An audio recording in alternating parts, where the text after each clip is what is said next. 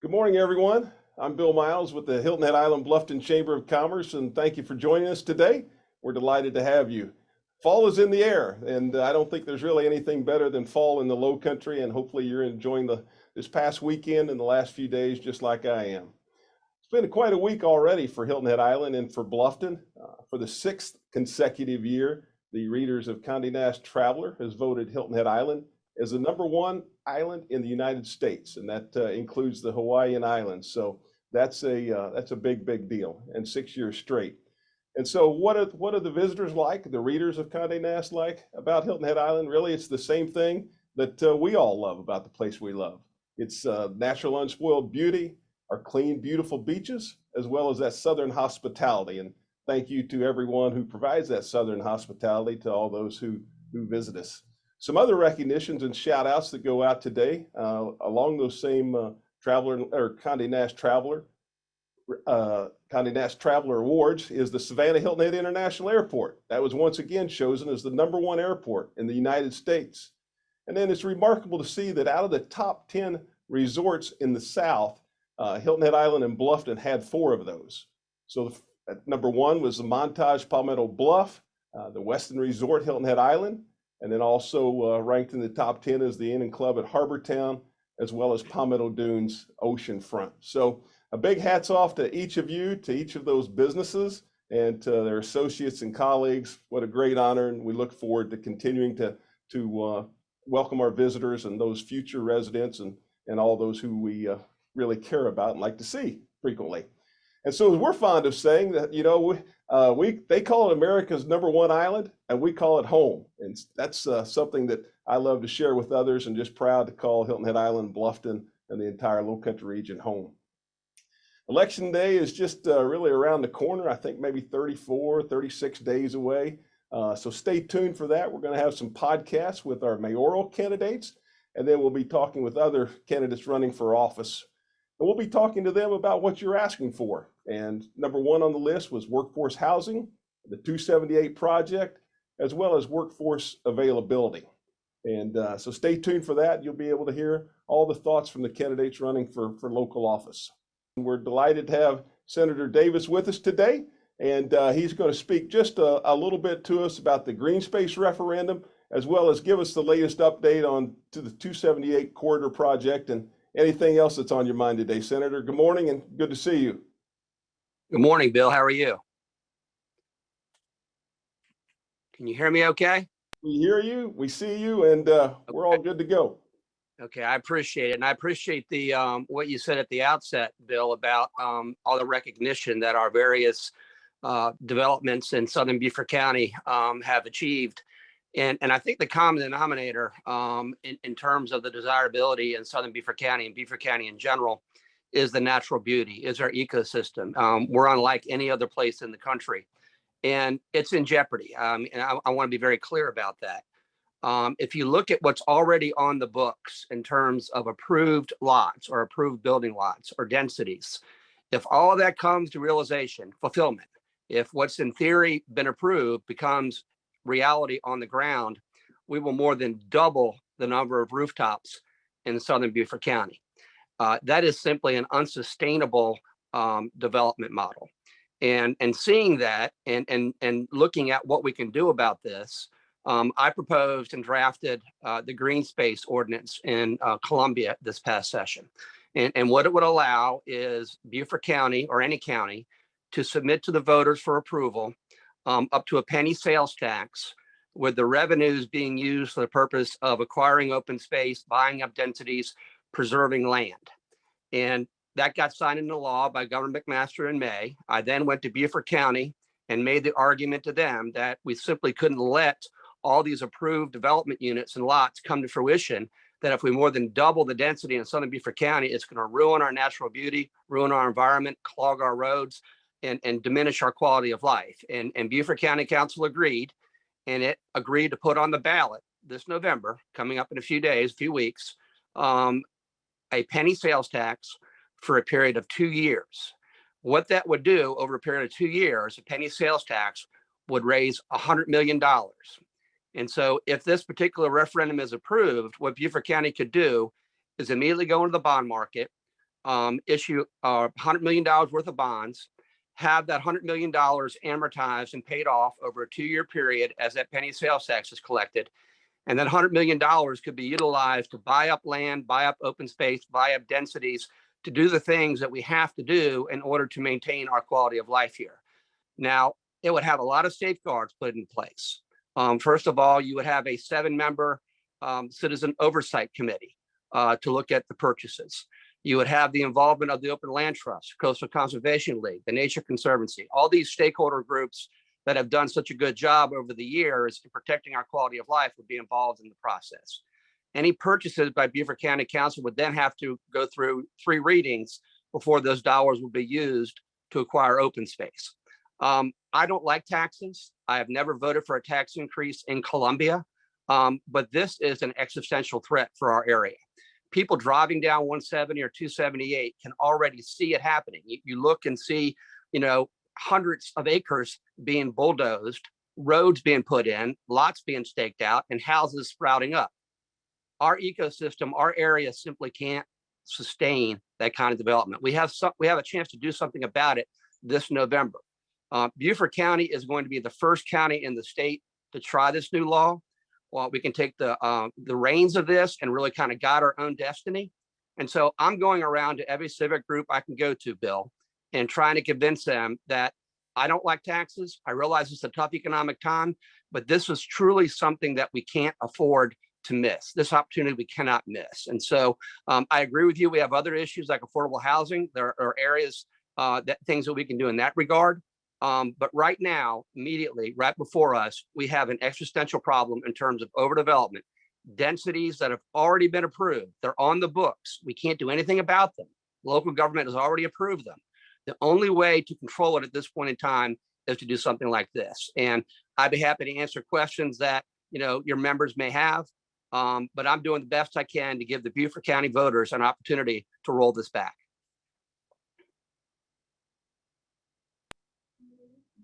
All right, Senator. Thank you. Our first question, we do have some questions for you today. The first one's coming from Jesse. And Jesse is asking, will the county ever be able to build or sell on the green space properties? No. The way the statute's been drafted is very clear that once these proceeds are used to acquire open space, it cannot be then converted by the county to some other subsequent use. It is retired. It is green space in perpetuity. The statute is drafted that way. So this isn't a situation where these proceeds can be used to buy land and then at some future point in time repurposed or redeveloped. This is to preserve open space, to buy down densities, to maintain our quality of life. Okay, question next is from Susan, and Susan is asking if this is modeled after what the island has been doing for many, many years in terms of buying up land. Yeah, it's similar to the program Hilton Head has in place that charges a quarter point every time property changes hands, and then those monies are used by the town of Hilton Head to acquire open space. It's actually more restrictive, however. The statute that would authorize this green space penny is very, very restrictive and clear that the land can't be repurposed or used for any other reason than to be open space. I don't know that you have similar restrictions or as tight restrictions on what the town can do with those revenues. So it certainly is similar in terms of intent, but I would say that the green space penny dollars are more restrictive in regard to what the land can be used for. All right, Senator, another question that's being asked is asking you to speak a little bit about what you talked about last night at the Hilton Head Island Town Council meeting as far as the 278 corridor and bridge project goes. Yeah, last night the town voted 4-3 to enter into a memorandum of agreement with Beaufort County in regard to doing a further simulation study on the scope of the project, or actually from the Moss Creek traffic lights to the Cross Island Parkway, to obtain more data in regard to traffic throughput, to look at the project, to see if any more enhancements or improvements could be made. That's expected to take about 6 to 8 months. And then depending upon what that data and what that study reveals, there could be modifications to the preferred alternative that's been identified by the DOT. The difference between what the town and the county, the MOAs that they each had passed, was in regard to the scope of work to be performed. The town had passed an MOA that included a scope of work that allowed the independent consultant to look at all other alternatives, even alternatives that had been previously rejected by the DOT. The feeling was that the data that had been relied upon by DOT earlier was inadequate, that there were alternatives that should be reconsidered.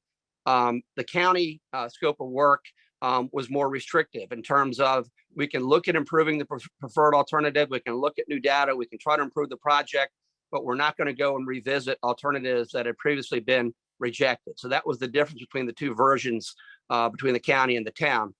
The county's version was in line with what the DOT said could happen without there being any consequential delay to a request for a finding of no significant impact from the federal government. So that's the reason for the discrepancy or the differences between the two versions. There is an agreement now in place to do this independent study on a smaller scale. DOT will then presumably go forward and seek to get an environmental assessment determination of no significant impact. And so that's the status of things right now. Senator, great. Thank you. We have one more question before we let you go, and that's asking about solutions for workforce housing. Any thoughts that you have on that? And then also asking if this initiative limits future residents the ability to have growth. Well, certainly the initiative, if you buy up open space, if you use that money to acquire tracts of land, that would constrain future growth because that land would be taken off the books and would not be developed. In regard to workforce housing, really the key ingredient, to make workforce housing economically feasible for developers are these low-income housing tax credits or LIHTC tax credits that the federal government provides. We can match those, and we do match those on the state level. I think last year we had $20 million worth of these tax credits available. We really need to up that amount to about $50 to $60 million annually in order for the supply in regard to workforce housing really to meet demand. So that's one thing we can do at the state level, is increase the number of state tax credits that are available to developers to incentivize them to devote their projects to affordable housing, workforce housing.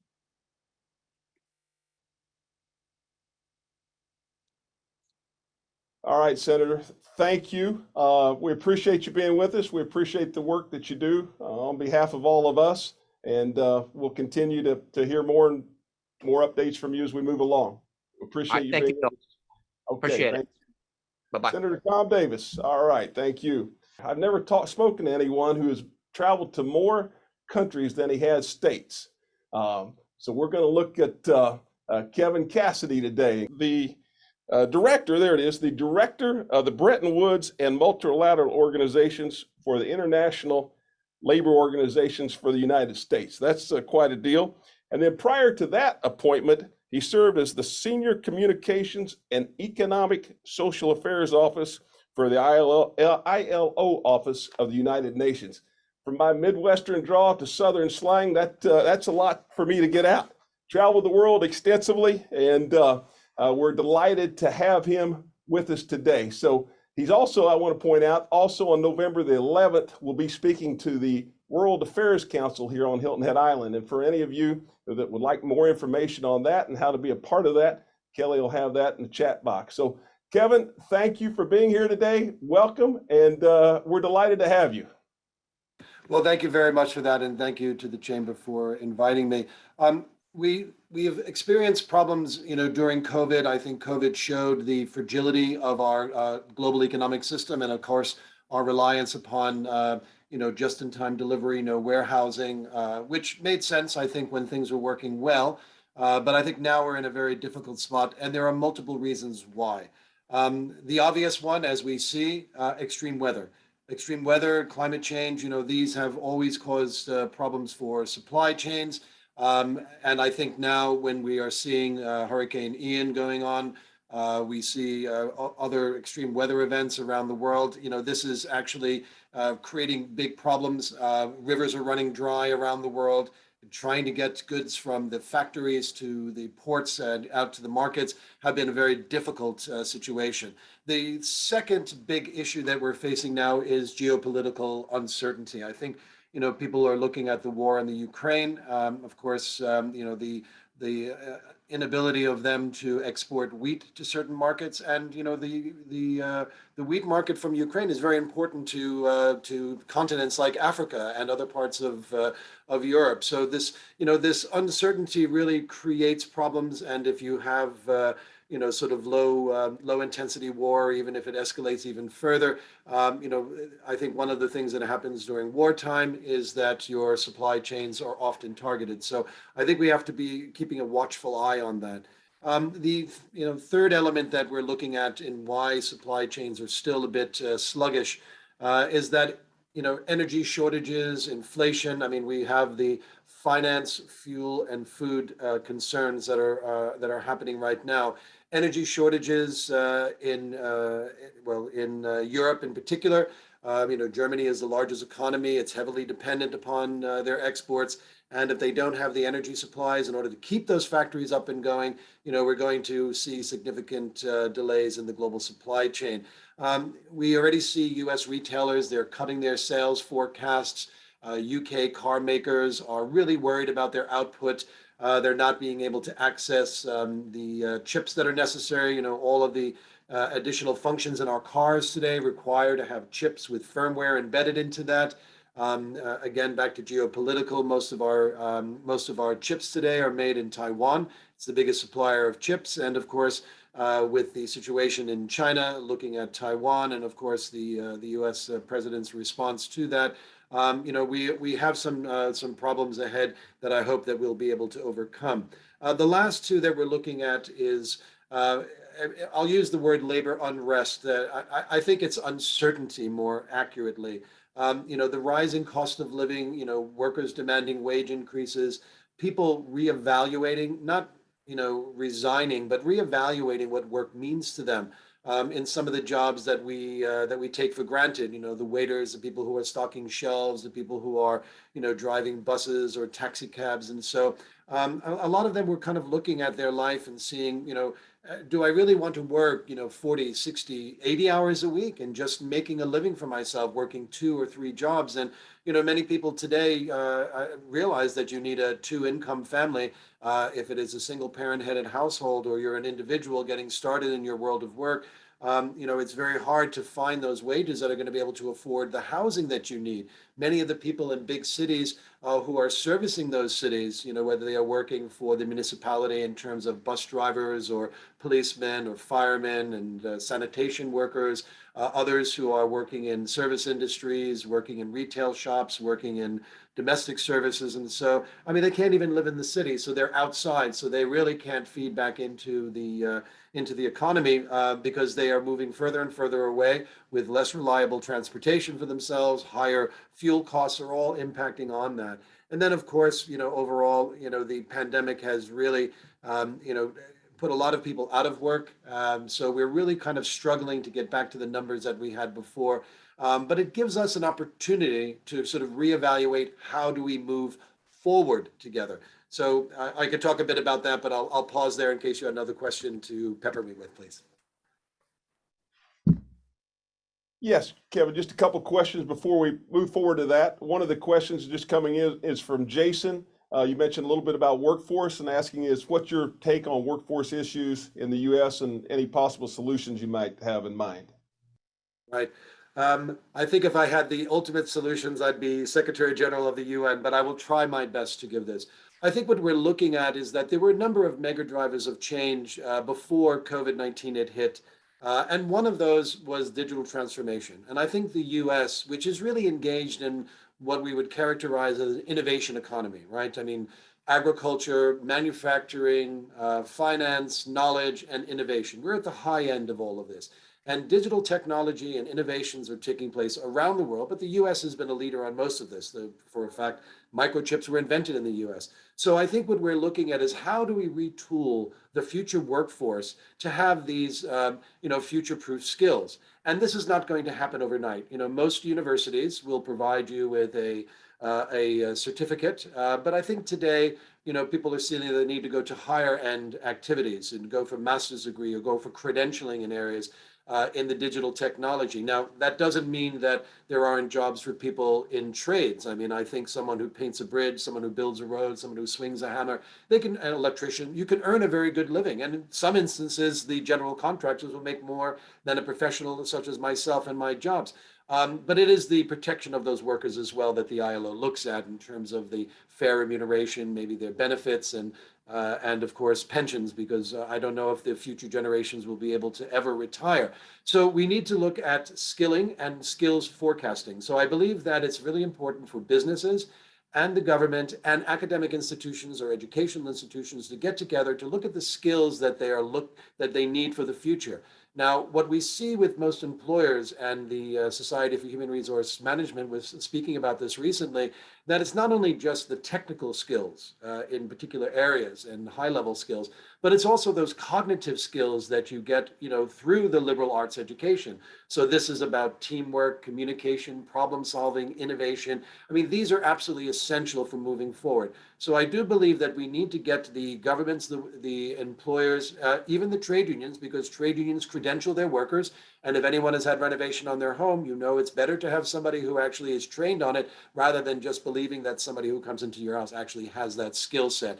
So credentialing is very important. Forecasting for the skills in the future are very important.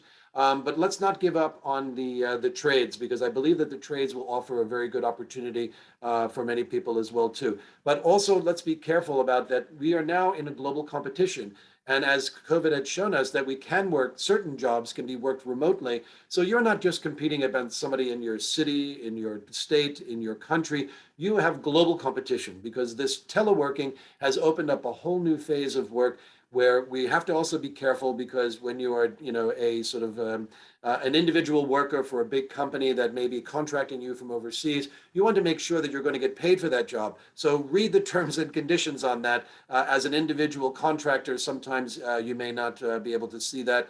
But I do think, all of these together, these simple sort of approaches, which are very complex once you start pulling it apart, are the way in which we're going to be able to move forward.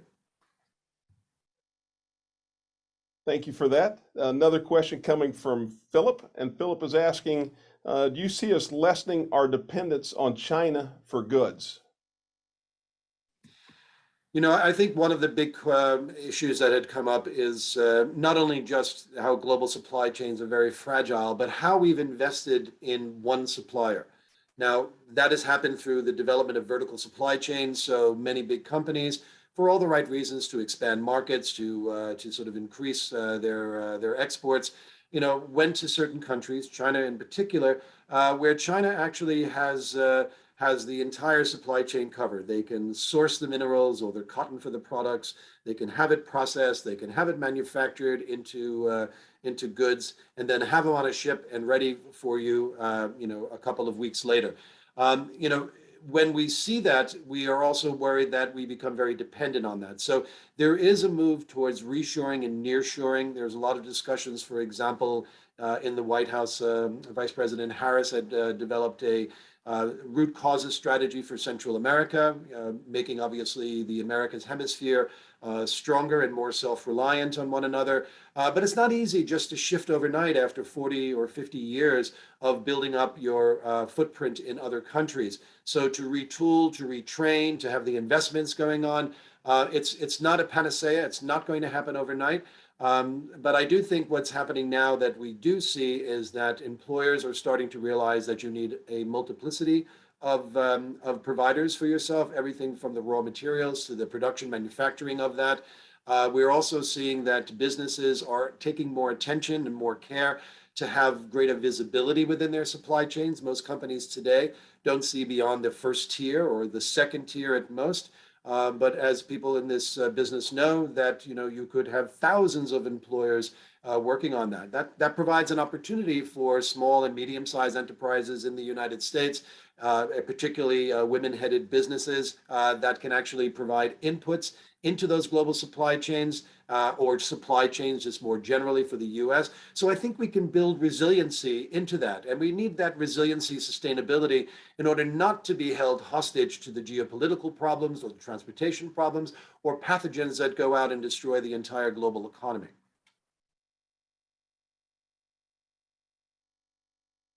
Our next question is coming from Sam. And Sam's asking, how big of a role do you see AI playing in our future workforce? You know, AI and machine learning are a really interesting situation for us, right? I mean, technology has always been changing, right? We went from the canoe to the sail, we went from the plow to the combine harvesters. Technology has always been impacting our life, but previously it had been for the, you know, the hard work, the dull, the dangerous, the dirty work. And now with AI and machine learning and IoT, Internet of Things, we're starting to see that the computational, the analytical, and the practical things are being done by machines themselves. So will it be important? Absolutely. I think it already is. I mean, AI is being used today. I mean, anybody who is ordering online from the big stores, AI is at play. I think that there are privacy issues, that people's data can be used or misused in a multiplicity of ways. I think that when people are writing algorithms, because they're written by humans, and humans, you know, we do have our flaws and our downsides, and we have to make sure that the jobs in the future are starting to weed out, you know, the bias built into algorithms. For example, a job that LinkedIn was talking about, a future job is an algorithm bias editor, you know, so you can take the bias out of the algorithms. The other issue as well, too, is that when you have AI and machine learning, this not only impacts upon the workers themselves, but it will actually impact on management. I mean, it's not to diminish the role of a CEO or a COO or a chief innovation officer, but a lot of that analysis and the gathering of the data can be done much more effectively and efficiently by AI and by machine learning. So I think in the future, there may be the workers on one end and the management on the other will actually be kindred spirits, because we want to ensure that moving forward that we have a human-centered approach to this recovery and building forward together. So it is a very important development. It is happening whether we like it or not. It is already into our mainstream. I just hope that we make sure that the rules that are guiding and regulating that actually remember that it is the person who is at the center of the whole equation itself. Kevin, as we get ready to wrap things up, what closing comments would you have for us today? Bill, I think the most important thing is to say we're in it together. You know, people need jobs, so we do need investors. We do need people who have great ideas, who are willing to stake their life savings on building a business. Businesses need to know that your talent is your most valuable resource and that you have to treat them well. And I think having dialogue, having communication is very important. So that's on the worker and employer side. So dialogue, understanding the needs, and when workers make money, they put it right back into the economy. They're paying their mortgage, they're buying shoes, they're buying refrigerators, they're paying their mobile bill, the cable or streaming services. So when you raise those wages, they actually go back and create a greater velocity of income in the economy. For the government side, I would say that you have to look at the safety nets. We've seen, you know, during COVID-19 that people are losing their jobs. They have to be provided with money lest they fall into abject poverty. They have to have access to lifelong learning systems because paying for education is not inexpensive. Does it fall on the individual, to the company, to the government? I think we need to start developing partnerships around that. So governments need to look at the educational, the nutritional side, access to healthcare. I mean, this is something which is an increasing cost, and many people are not covered by that. But also assistance in active labor market policies, identifying transition jobs for kids transitioning from school to work, from work to work. In the future, most people will have at least 15 jobs in 8 different careers. So we need to look at those transitions, lifelong learning to upskill for that. And then, of course, in retirement. In the old days, we would rely upon our pension or Social Security. Now, both of those are under threat in many ways. The pensions don't exist, 401ks are not making the grade. So we don't want to go back to the world where everybody has to work until they expire. We want to ensure that people can actually enjoy the benefits of and the what they've generated their whole life for their work. So there's a lot of interlocking parts. We're in this together. Let's not see ourselves as enemies, but as allies and partners. Kevin, thank you. Thank you so much. Extremely informative. And I want to remind our listeners that you'll be part of the World Affairs Council's Distinguished Speaker Program on November the 11th. So that information is in our chat box. And if you'd like more information on that, Kevin will be doing a much deeper dive on some of the subjects we discussed today. And Kevin, I look forward to being a part of that, and just terrific information. And thank you so much for being with us today. Thank you, Bill. Looking forward to working with you again. Very well. Okay, as we move forward, we look back a little bit to last week and know that we're very, very fortunate in how we dodged another hurricane with just a small brush. And our thoughts and prayers certainly go out with those in Florida today, and those in South Carolinians that were hit, as well as other areas. I want to give a shout out to the Hilton Head Island Rotary Club. Yesterday they left for South Florida with supplies, everything from baby formula to brooms and everything else in between. So thank you for all who donated to that, and then also very much appreciative of the Rotary Club making that trip with the supplies. And so usually in June, we're talking about hurricane predictions at the beginning of the season. And we thought it'd be interesting today to have meteorologist John Weatherby with us. He's here to give us a little insight onto how the professionals decide really where the storm's going to go and what the best sources of information will be. And many of you might remember John Weatherby, who is also known to us and fondly as Big John Weatherby. Now he's consulting with different businesses throughout not only South Carolina and Georgia, but really the country. And John, thank you for being with us today. Tell us give us a recap of last week and also what you see moving forward. Well, I have to remind everyone immediately, we're not done. There's more of the hurricane season to come. And I always like to suggest at the same time, boy, it'd be nice if we don't have any more storms. And there's certainly nothing that's pressing our way. But I greet you with 61 degrees, a north breeze at 7 on the island.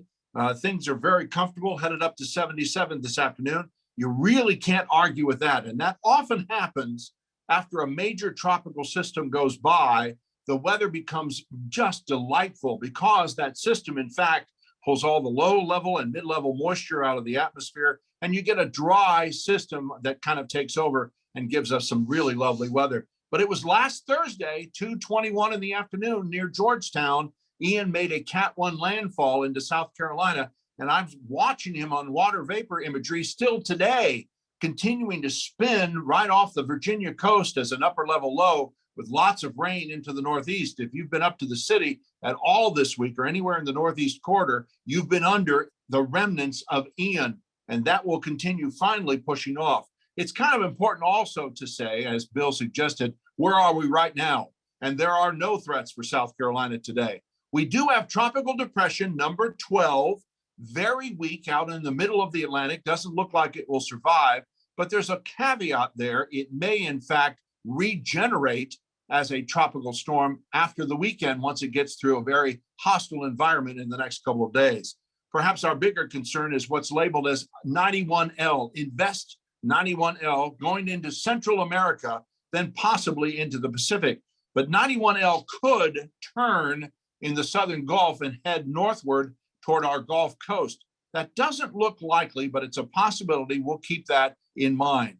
The original hurricane forecasts back in May and June were for a lot more named storms that we've actually had this year. The big question sometimes is asked, what's the difference? What happened? Why didn't we get as many storms? And the reason apparently so far has been the development of the Sahara air layer, SAL, or the dust layer, as it's sometimes referred to. And that dust layer comes off the African continent, spreads across the African basin, and actually acts as a cap where storms don't have a chance to get started. We get a couple of early storms in the season, and we did this year, especially right along our Gulf Coast communities. An old front kind of stalls out and a new tropical low has a chance to form. But during the real development period that we normally expect to see a lot of activity, July and into August particularly, we got nothing. And August was just a rarity. The first time since 2012, we haven't had any named storms. We also knew that we were going to catch up a little bit, but we haven't caught up all the way. But we are now up to the 12th storm. We've had several named storms and a couple of majors now, including Ian. Ian was massive, not only massive in terms of its strength, the wind strength, which is now officially 140 miles an hour at landfall, but also in the size or scope of the storm and the area that it covered. Our Georgia and South Carolina communities had impact with Ian's wind fields, which extended out as far as 470 miles. Yes, Hilton Head was under a tropical storm warning for a period of time. Yes, we got lucky as the storm continued to be pushed farther and farther to the east with all the heaviest weather on the east side of the storm, impacting not only the PD, but up into North Carolina and continuing to pour on Virginia and portions of the Northeast. Yes, we will get another hurricane of some fashion at some time. The expression is it's not if, but when. So as planners, as organizers, as managers, as folks who are, as Kevin suggested, don't have a chance to retire yet, or perhaps just don't want to, like me, I enjoy this too much. But as we plan moving forward, don't lose your focus on the fact that we still could have some tropical interaction, some tropical storms, even perhaps a hurricane. And the easiest way to remind you of that is in 2016 with Hurricane Matthew, which came right up the Florida, Georgia, and South Carolina coasts before turning farther out into the Atlantic. The other question we get quite a bit is how do you predict these kind of storms? How do you get any better at predicting these kind of storms? And may I also offer an opportunity to say to you, you need to have more knowledge about what's happening with these storms. Sometimes folks go, oh, I know all about hurricanes. Great. Then what are you doing to be safe? What are you doing to protect your family? What are you doing to protect your business? So many parts of a hurricane story revolve around impacts. I'll be spending the weekend this weekend at St. Simon's Island with 7 other operational meteorologists working simply on Ian's impacts and how we can do a better job communicating what those impacts might be, helping people understand how they need to prepare, what you do need to do in case we do get another Cat 4, Cat 5 storm. Sanibel Island is going to be exhibit A in terms of these discussions and how we get this done. Another thing that's going to be a big part of our discussion will be the cone of uncertainty. So many people don't understand that the cone simply refers to the greatest or damaging winds. It does not have any context at all to the impact of a storm. So Hilton Head got some winds, we got some trees down, we got some minor damage. We did pretty well as Ian went by. The other side of the storm was not so fortunate in terms of our South Carolinian neighbors to the north and up through North Carolina. The folks in Southwest Florida saw a major hurricane coming, but yet chose to not evacuate, but to stay in place. Do you realize Tampa started evacuations on Monday before that storm actually made landfall? It's incredible that they already had the actions in place and people didn't take a response to those actions. So those are the kind of things that we're going to be discussing. And the final question that I get a lot is, are we getting any better at predicting tropical storms? And the answer is yes, we're getting much better. Our National Hurricane Center initial forecast on what Ian would do was very close to being right on target. And that's kind of important. But what we missed was how large the wind field would be, how large the impacts would be. But for the very first time, we had new information. You know about hurricane hunters that spend all the time flying over the storms when they're out over the water.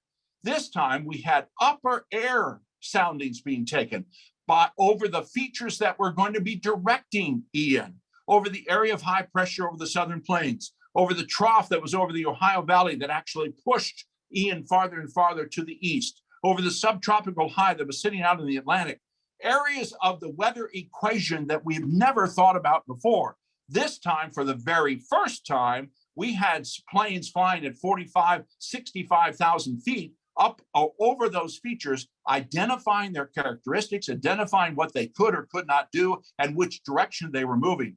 That helped us immensely know that Ian was not headed toward Savannah, was not headed toward Hilton Head, was not headed towards Charleston, but eventually made that landfall near Georgetown. Those are some of the thoughts as we wrap up Ian just a week ago, pushing by our area and changing all of our lives dramatically. And history was being rewritten in Southwest Florida, in portions of the Carolinas. That's going to happen again. So we need to be prepared, and we will continue to be vigilant to help make that happen, Bill.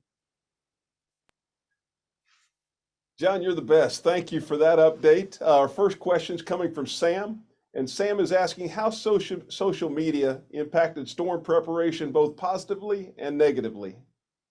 Sam, great question. And I wish I could tell you which accounts were really bad and which accounts were really good. Let me start by saying find trusted sources. And the National Weather Service, the National Hurricane Center, weather.gov is their website, and go to the tropical storm update section. That's the best place to look. There's an army of 240 skilled tropical meteorologists who are working 24/7 to do forecasts, and they do a great job. Sam also realizes, obviously, by asking this question, that there are people on the internet that will say, Hilton Head's about to be hit by a hurricane in 27 days. Everybody's going to die. Okay, there's your clickbait for the day. You just have to pay attention to who, in fact, is a reliable source. I hope you might find my information reliable. I love trying to help people, and I use the National Hurricane Center data all the time. I don't try to predicate my own knowledge saying I'm better than somebody else. I just try to make sure you know the impacts and what they will be and where the storm is expected to head. What impacts did social media have? Perhaps a lot, especially through South Florida, because there was not the network, I understand, that was in place to try to get that information out to residents, especially visitors who happen to be in Naples or Fort Myers. Cape Coral happens to be a region that I'm very familiar with in terms of a lot of residents that are temporary or part-time residents and maybe don't have sources of information. Sam, I think that's a very, very important question. And that's probably item number 2 that will come up in my weekend conference at St. Simon's. How do we help people understand what to see, what not to see, what to realize? And I think part of that issue or answer starts with understanding what a hurricane or can or cannot do. Charlie was a third of the size of Ian, yet Charlie is very vivid in the memory of a lot of Floridians because of the way it went across the state. Irene was another one. Gosh, I remember Opal, which on this date in history, back in 1995, went across the northern part of South Carolina, spawned a couple of tornadoes. Oh gosh, I just thought of Florence. Last couple of years coming into South Carolina and North Carolina with slow moving and heavy 1,000-year rainfall in a lot of locations. All of these kind of storms are being impacted now by everybody with social media. I can't grab a phone without coming out of the screen, but people are taking pictures. There are tons of pictures. No, the shark picture in the street is fake. Don't believe that. But there are lots of funny pictures and interesting pictures. There's a cat that ended up on a bench in Fort Myers that was supposedly a stray cat that somehow survived the storms. I don't know if any of those stories are true.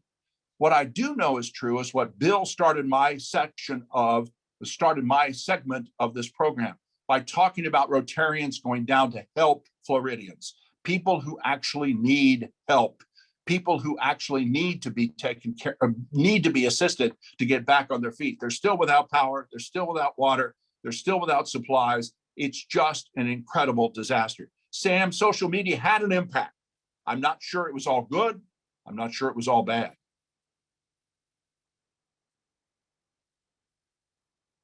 Thanks, John. Another question from Lewis, and Lewis is asking, how high was the storm surge when Ian first hit land in Florida?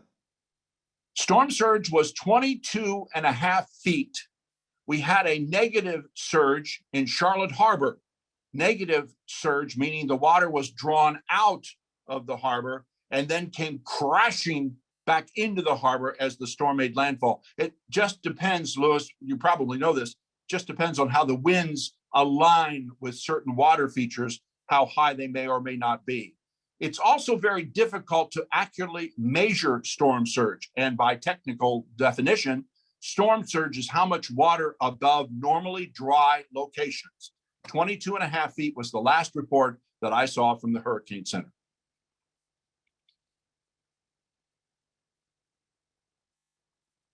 All right, another question is coming from Scott, and Scott is asking about the spaghetti models.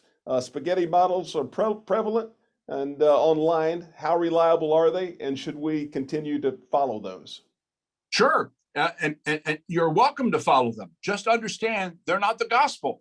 Just understand that, let me give you an example. The American model, what's called the GFS, it puts out an ensemble of model summaries or solutions. And that ensemble is part of all those lines that you see going in all different directions, because the input to each model solution has different parameters. We've learned over the years the different biases with the European model, with the American model, with the Canadian model. I like the Navy model a lot. I think they do a good job and have been in place for a very long time, if that's helpful to you.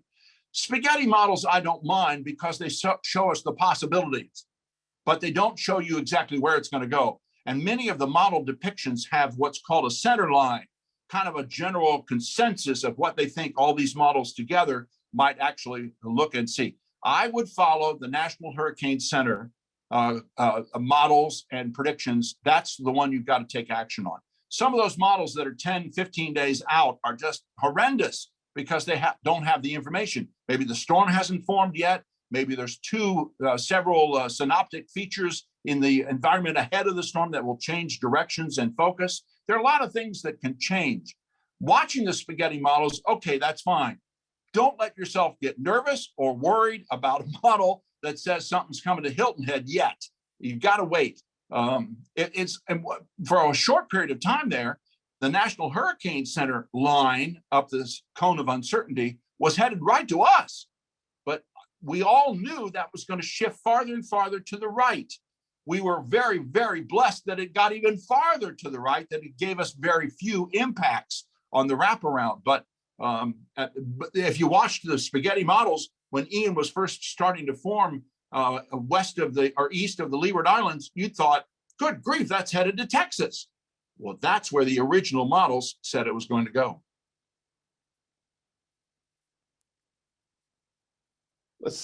We have one more question for you, and yes. This is coming from Greg, and Greg is asking, we hear the phrase dirty side of the storm. What does that mean? Great question, and very important for planners and managers everywhere.